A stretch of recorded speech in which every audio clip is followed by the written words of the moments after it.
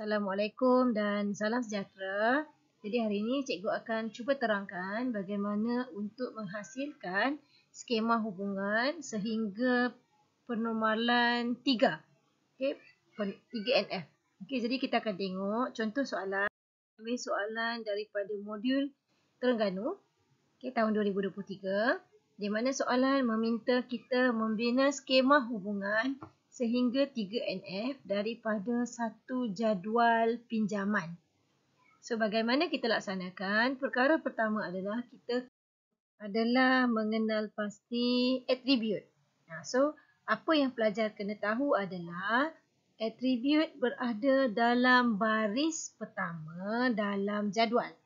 Okey, kita kenali sebagai nama medan. Jadi kita keluarkan ID murid, nama murid, kelas, kod barang, nama barang, ID kategori, tarikh pinjam dan tarikh hantar. So semua kita keluarkan sebagai atribut. Kenapa kita kena keluarkan?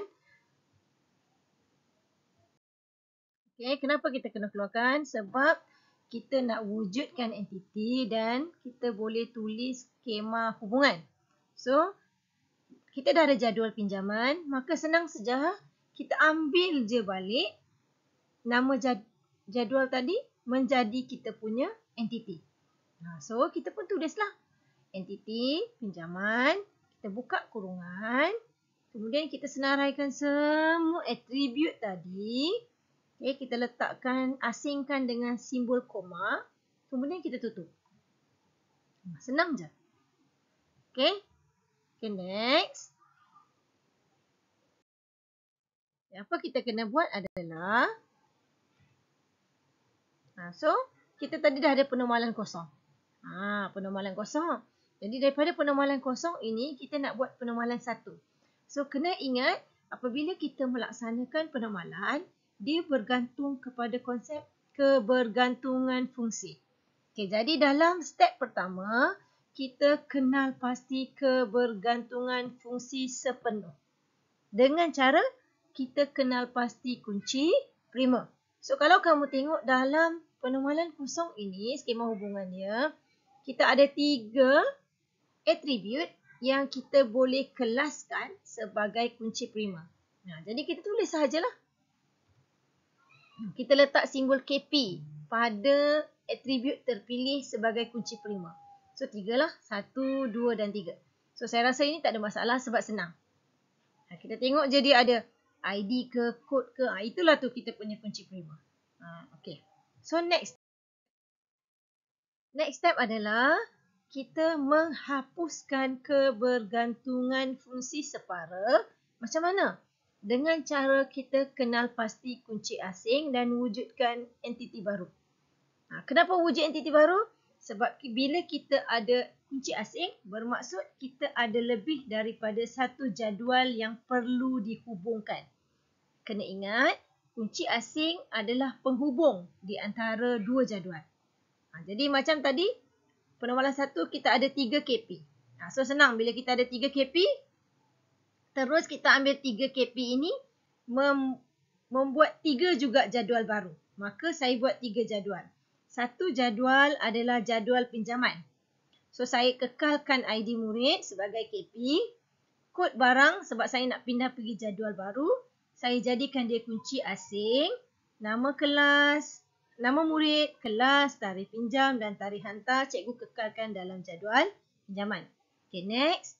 Cikgu buat barang. Kenapa cikgu ambil barang? Sebab ada kod barang. Kod barang dan nama barang. Jadi cikgu tarik ID kategori menjadi kunci asing. Jangan lupa tutup ya. Cikgu lupa nak tutup yang ni. Tambahlah tutup di sini. Okay, kita tutup di sini. Jangan lupa. Cikgu terlupalah. Okay. Next. Kita wujudkan entiti ketiga iaitu kategori. So, saya ambil ID kategori dan juga kategori. Begitu je. So, kalau perasan, KP berdiri sendiri sebab dia dari asalnya. Kod barang. Kunci asing kepada kod barang dalam jadual barang. Manakala ID kategori ini adalah kunci asing kepada ID kategori dalam 2 orang kategori. Begitu. Okey. So kita telah wujudkan penormalan kedua. Sekarang kita nak pergi step terakhir. Kita menghasilkan penormalan 3. Cikgu dah terkeluarkan pula penormalan 3. So cuma cikgu akan terangkanlah macam mana cikgu boleh wujudkan. So dalam penormalan 3, fungsi dia adalah kita menghapuskan kebergantungan fungsi transitif. Apa itu kebergantungan fungsi transitif? Ia adalah atribut bukan kunci bergantung dengan atribut bukan kunci. Jadi kalau kita tengok dalam penormalan 2, yang mana atribut yang sesuai kita pecahkan, kita boleh keluarkan menjadi entiti baru. Kita keluar dia jadi geng baru. Dia tidak mahu sudah geng dalam orang lain. Kebiasaannya adalah dalam jadual yang ada banyak atribut. Kita keluarkan. Jadi kalau cikgu nampak di sini, tarikh pinjam dan tarikh hantar kita boleh wujudkan dalam entiti terbitan. Entiti terbitan. Kenapa cikgu sebut entiti terbitan?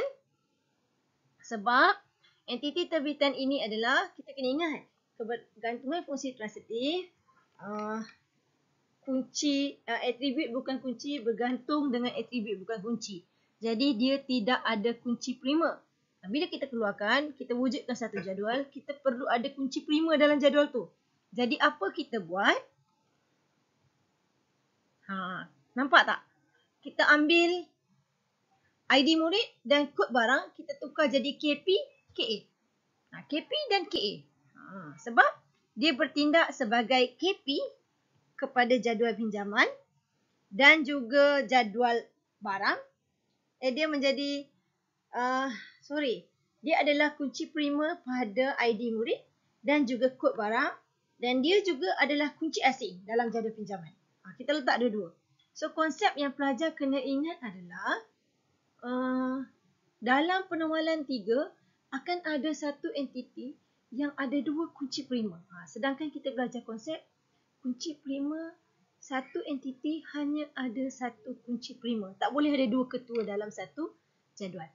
Tapi sebab ini kategori khas, dia adalah entiti terbitan. So kita akan nampak macam mana wujudnya entiti terbitan ini apabila kita melakar ERD diagram. Jadi cikgu akan sambung video dengan melakar entity relationship diagram. Okay? Next. Okay. So cikgu ambil balik yang tadi. Okay, kita ada pinjaman, murid, barang dan kategori. 4 entiti dalam skema hubungan untuk kita lakarkan ERD diagram. Jadi macam mana? So step pertama, apabila kita ingin melakar ERD, kita kena kenal pasti entiti dan atribut. So yang ini senang je, macam tadi kita dah belajar kenal pasti entiti atribut. Kita ada 4 entiti, kita masuklah atribut dia. So sebab yang ini senang, sebab dia dah label KP dan KA dia. Yang mana kunci prima, yang mana kunci asing. Kita ambil je. Terus kita pergi step kedua. Adalah kita kenal pasti hubungan yang wujud. Kenapa kena kenal pasti hubungan yang wujud? Sebab kita nak lukis ER diagram. Entity relationship diagram. Jadi kita perlu